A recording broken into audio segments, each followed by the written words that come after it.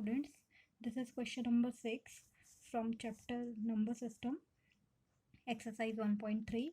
Question is, look at the several examples of rational numbers in the form of p by q where p and q are integers with no common factor other than 1 having terminal decimal expansion. Can you guess which property q must satisfied? Question Hindi में ये है कि p by q के रूप में की परिमेय संख्याओं के अनेक उदाहरण लीजिए जहाँ p और q पूर्णांक हैं जिसका एक के अतिरिक्त अन्य कोई उभयनिष्ठ गुणनखंड नहीं है और जिसका शांत दशमलव प्रसार है। क्या आप यह अनुमान लगा सकते हैं कि q को कौन सा गुण अवश्य संतुष्ट करना चाहिए? तो अगर आप देखोगे तो इसके लिए हम बहुत सारे पहले एग्जाम्पल लेंगे। एग्जाम्पल लेने के बाद ही हमें ऐसे एग्जाम्पल्स लेने हैं जिसमें p बाय q इस तरीके से होना चाहिए कि उसमें कोई कॉमन नंबर नहीं होना चाहिए अदर देन 1।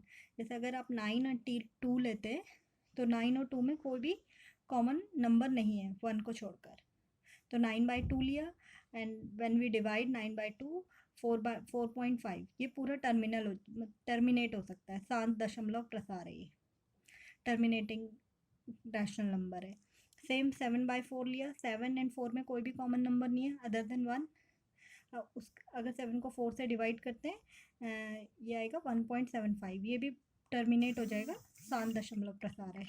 सेम 12 एंड 5 लिया, 12 एंड 5 में कोई भी कॉमन नंबर नहीं है और अगर डिवाइड करेंगे तो 2.4, मतलब पूरा टर्मिनेट हो जाएगा। ऐसे ही सेम 17/10 लेंगे तो 1.7 आ जाएगा, टर्मिनेटिंग है। एंड 2.5 लेंगे तो ये भी 0.4 टर्मिनेटिंग है। एंड 2 एंड 5 में कोई भी नंबर कॉमन नहीं है अदर देन 1। ओके, तो यहाँ से हमें एक चीज़ पता चल रही है, जो ये q है, q हमारा p बाय q की फॉर्म में, all are rational number p by q की फॉर्म में है। तो जो q है आप अगर देखोगे तो ये 2 है, ये इसको हम क्या लिख सकते हैं, 2⁴ को 2। सेम 5 है, 10 को क्या लिख सकते हैं, 2 × 5 है।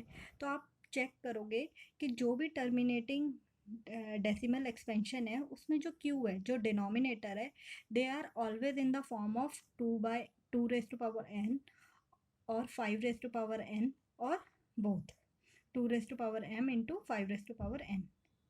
जो शांत दशमलव प्रसार है क्योंकि वो अभाज्य गुणनखंड ही होंगे जो कि 2 की घात n या 5 की घात n या 2 की घात m गुणा 5 की घात n के रूप में ही होने चाहिए, तभी ये शांत दशमलव प्रसार होंगे, तभी ये टर्मिनेटिंग डेसिमल एक्सपेंशन होंगे when q are in the form of 2n, p 5n, और इन दोनों में से दोनों के हो सकते हैं।